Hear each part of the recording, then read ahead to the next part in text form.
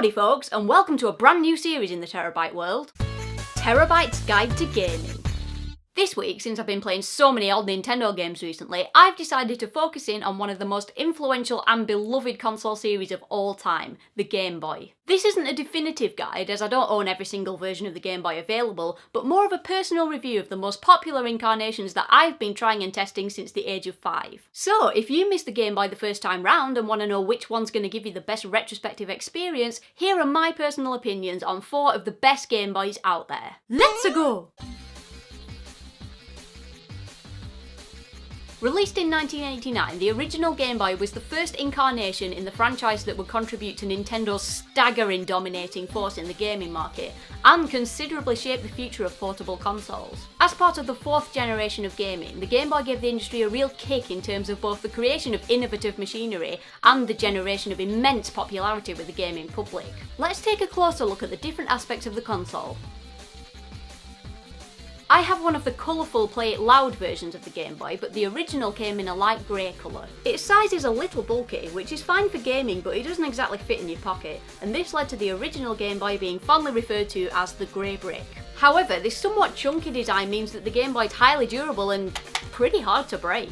The button layout is simple and highly reminiscent of the NES controller, with a cross D-pad for directional movement, the A and B buttons for selection and interaction, and the start and select buttons for pausing and menu options. The Game Boy fits comfortably in your hands and all of the buttons are easy to reach, making learning to play for the first time pretty simple. For all the Game Boy's success, something has to be said about the screen quality. The visual capabilities of handheld consoles during this era were pretty small, so it's not like the Game Boy was behind the times. However, the feeble 4-colour palette produces a not so clear black and white, well, black and green gaming environment, and when a lot of on-screen action's going on, the sprites and backgrounds tend to become blurred, making gameplay a lot harder to navigate. The Game Boy does have a contrast wheel, but this isn't very effective in improving this hazy pea super of a screen. The sound, however, is a completely different story. Despite having only 4 audio channels with measly 4-bit sound, the Game Boy has consistently produced surprisingly intricate and often epic soundtracks to intensify the gameplay to no end. The console has a headphone jack to give stereo sound, but even with its low mono speaker, listen to that volume! What a noise! I could go on for hours about how the composers of these 4-bit masterpieces should be credited. That oh so familiar crunch and fizz of white noise percussion and bleeping synths has touched the ears and hearts of millions of kids worldwide. It even influenced a whole new genre of music called chiptune, which uses programs to sample sounds directly from the Game Boy and create even better music. It's hard to believe that this little bleeping brick could make such an impact upon seemingly unrelated industries. The Game Boy requires 4 AA batteries and offers between 10 and 30 hours of gameplay, which at the time was pretty long. I get that buying batteries is kind of annoying in this day and age, but with this console you won't be replacing them too often. The Game Boy benefited from the already well-established games released for Nintendo's home consoles, like Super Mario and Kirby, so popularity was instantly generated with the new installments for the Game Boy. Not only that, but the console featured the debut games of subsequently massive canons, including, well, I don't know if you've heard of it, but Pokemon! Basically, the Game Boy has a huge game library including platformers, RPGs, puzzle games, and a whole lot more to keep any type of gamer satisfied. It also supports multiplayer gameplay using link cables so up to 4 people can get involved.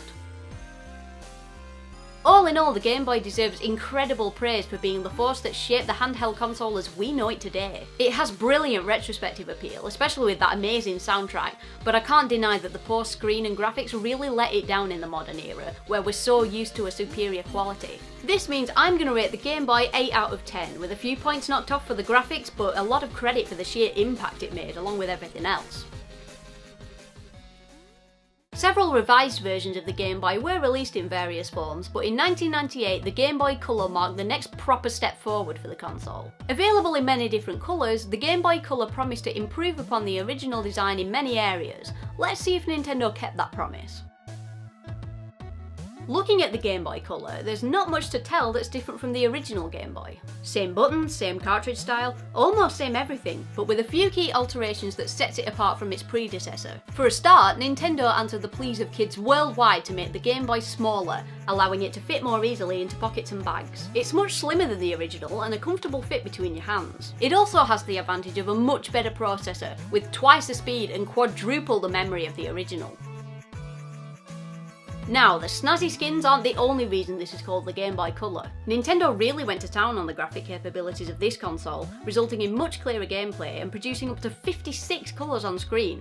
This was an absolute godsend after years of frustratedly trying to guide Mario through a blurry sea of green. The sound, while keeping the exact same audio specs as the original Game Boy, seems somehow inferior, but maybe that's just the volume level. Have a listen.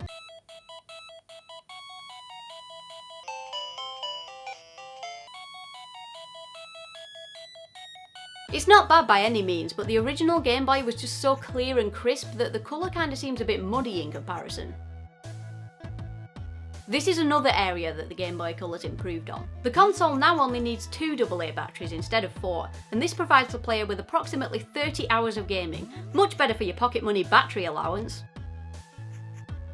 Again, the Game Boy Color benefits from the popularity of all the previous Nintendo franchises, providing new installments of already beloved game canons, but in addition, it's completely backwards compatible with all original Game Boy games, giving it an even bigger appeal and injecting some well-needed clarity into the games that suffer the curse of the blurry screen. The console featured something else new, an infrared wireless linking port, which could have been a massive success, but unfortunately not that many games actually supported the feature, so it was essentially pointless.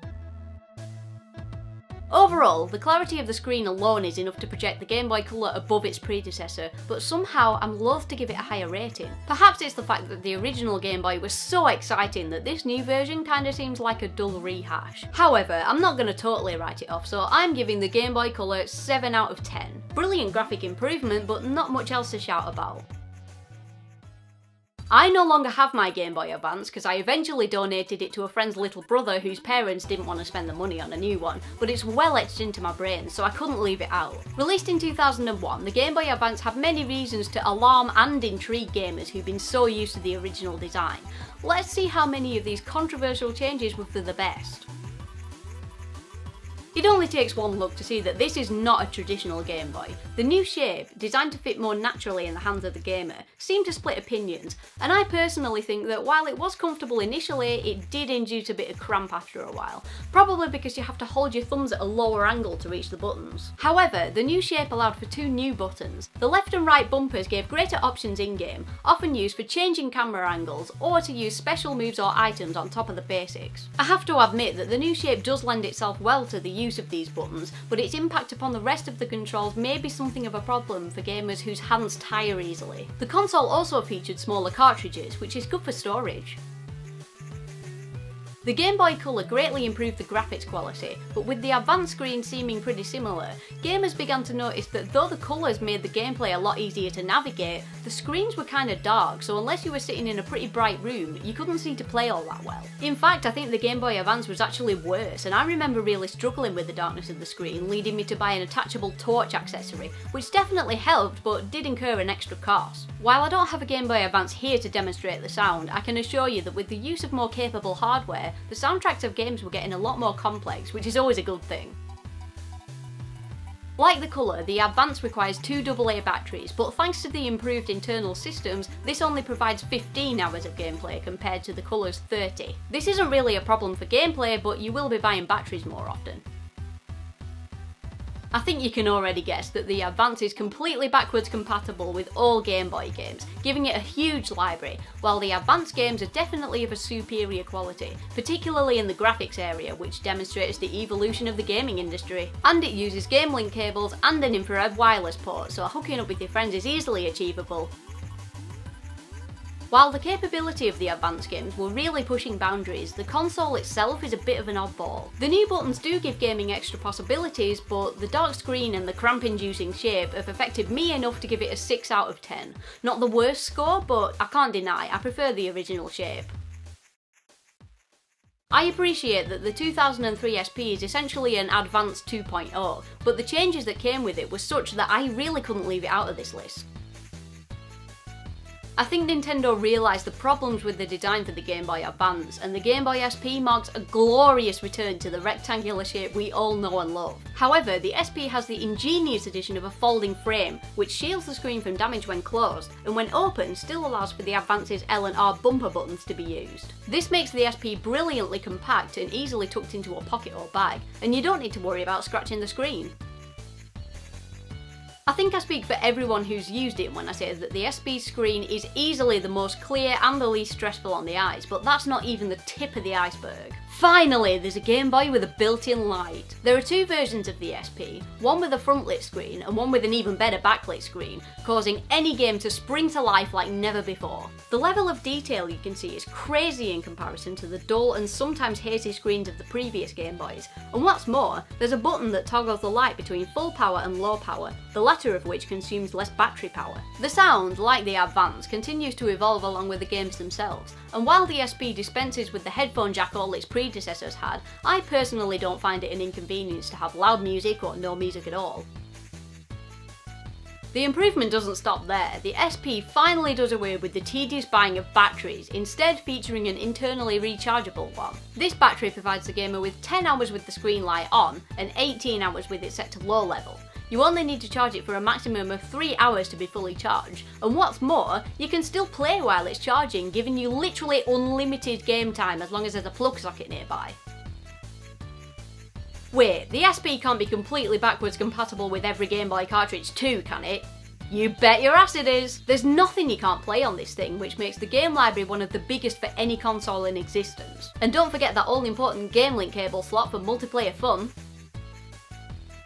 While each instalment of the Game Boy lineage has its merits, I can't help but be swayed by the SP's charm. It takes everything we've ever disliked about the Game Boy and flipped it on its head, and between the backlit screen, perfect size, rechargeable battery, and the ability to play just about any cartridge you might find, I couldn't possibly choose any other handheld console. Therefore, I'm officially declaring the Game Boy Advance SP my favourite handheld Nintendo console, with an unbeatable score of 10 out of 10. In my personal opinion, if you're looking for a Game Boy to give you an authentic experience of handheld gaming through probably its most glorious eras, and a great piece of machinery that won't let you down, this is the one to buy. And that just about rounds off this instalment of Terr0rByte's Guide to Gaming, but if you have any other game consoles, game canons, or anything else you want to see in a future episode, let me know in the comments. Happy gaming, everyone!